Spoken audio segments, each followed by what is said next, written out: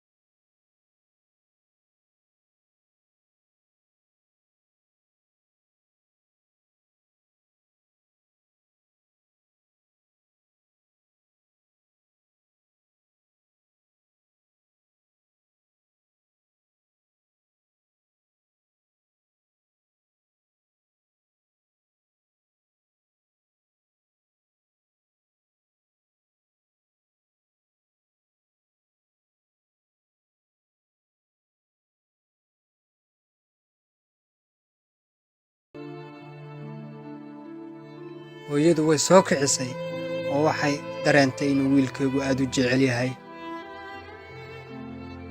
Oohin ayaa meesha ka dhacday maadaama wiilkeegu uu u soo daadegay lugahana ka qabsaday. Hooyo, aad ayaan kuu jecelahay, kaamana maarmo wiilkaygii. I saamax hooyo ama i cafi hooyo.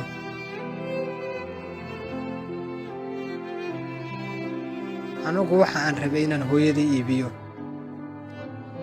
laakiin qof daciif ah anigu ma ihi oo hooyadii iibinaya.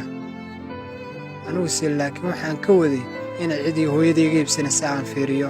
Cid iga iibsatana waan waayey, laakiin aniga ayaa iibsanaya hooyaday.